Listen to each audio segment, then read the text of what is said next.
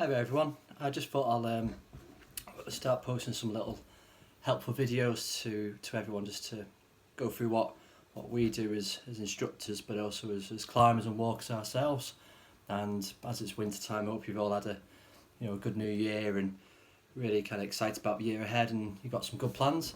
But I just thought, because it's winter time and might hear about weather reports, about snow, and get some winter inspirations.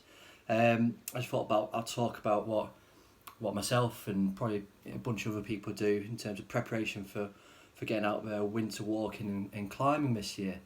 And we're going to break it down to a few videos, hopefully all the way out until when we're out on the hill having some fun experiences out there. So this video is a little bit about preparation on the days leading up to when you might want to go out on the hill, whether Wales, in the Lake District, or further afield in Scotland. And I'll just break it down to little bits. So on the days leading up to things, you want to be considering what's happening in place where you want to go. So you want to be kind of getting online, checking out social media about what people have done, if certain routes and condition, and where the snowpack are and stuff like that. Myself, this weekend I'm due to go out working for Mountain Circles, Paddy Cave, and we've already been in discussions the last few days about what conditions are like, and trying to contact local providers to find out all those little bits of information about what the snowpack's doing, where the snowpack's forming, or unfortunately this weekend lack of snowpack really in conditions. But we're trying to pull out all those different bits of information, and there's some really good websites as well, so you get on social media, follow local pages ourselves about people who get out on the hills, and it really kind of gives you inspiration, obviously, to get out there and do things, but also about what's good and what's in condition. Other websites that you should perhaps be looking at on the run up to it is find out what the weather's doing. So checking out the Met Office on the mountain weather forecast. So each area in the UK, Met Office do a more detailed weather report, and that's giving you information about where the snow's going to, conditions, temperature wise, etc. And hopefully if you're an experienced winter walker or climber, you know what the impacts of those things may have. But also you've got brilliant things such as the BMC. They've got the winter conditions monitoring, background temperatures in Wales and in Lake District.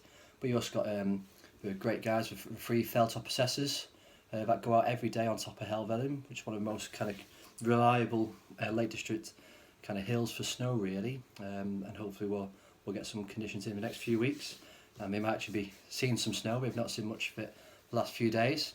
But also the Scottish Avalanche Information Service is a really great website if you can go on it. It's got all the different areas of Scotland.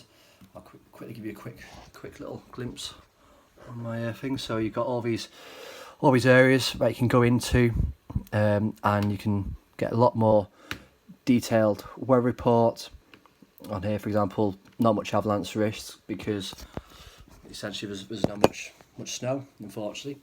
But they're the sort of things that we as instructors, but also as personal, in our own time, climbers and walkers will be considering, is tapping into all those resources. But so that's weather kind of thing, and what gives us an idea about what we may see ahead. But what you also want to think about is in winter time, it's obviously a lot more difficult in terms of on your body to kind of carry heavy loads. So you've got a lot more equipment. You're going uphill, deep snowpack, sometimes soft snow breaking trail. So myself, I've been getting out trying to do a bit more cardio.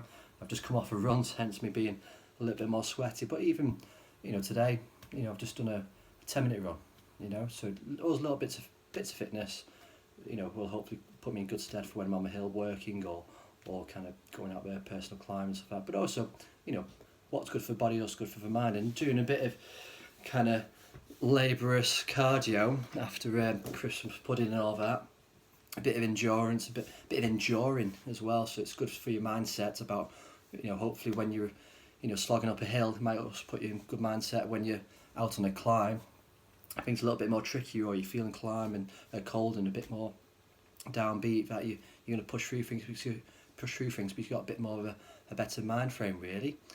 So fitness wise, you might want to start considering now just getting out there doing a bit more gentle kind of cardio, building up a bit more just while you can. Simple 20 minutes or so gives you a world benefit.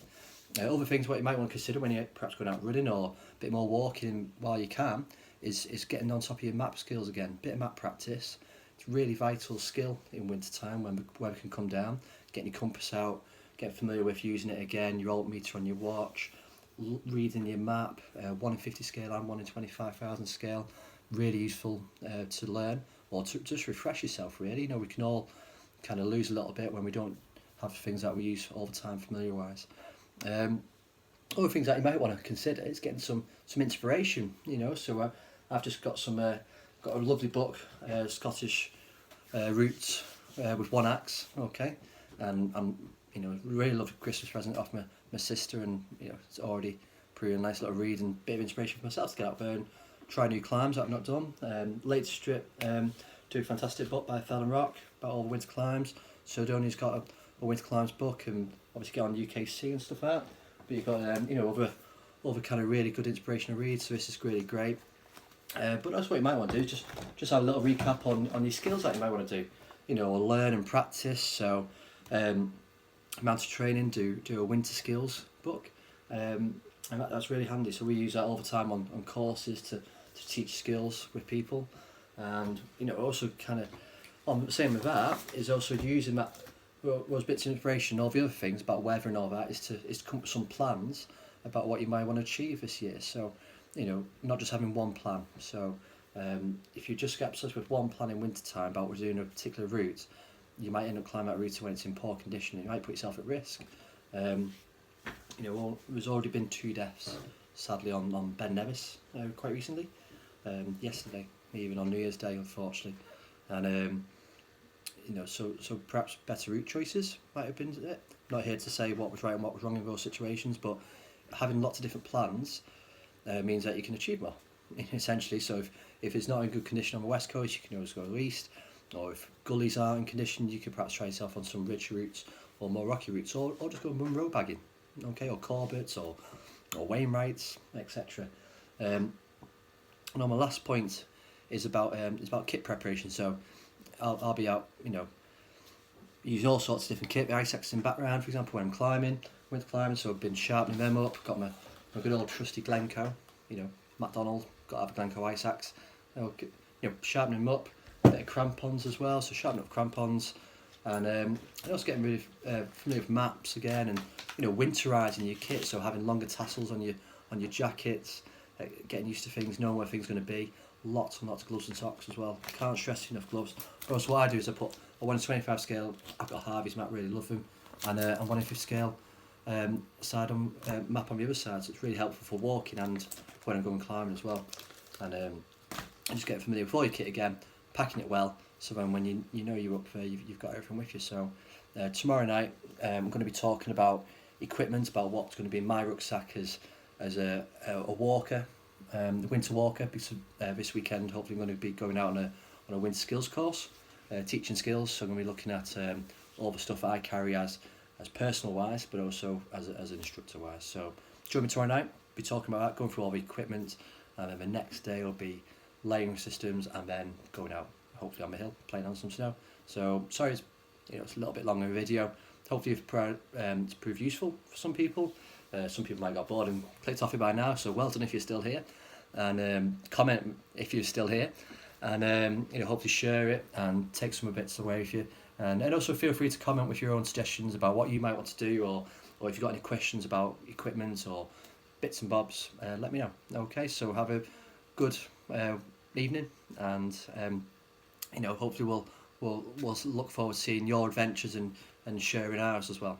Okay, good night folks, bye.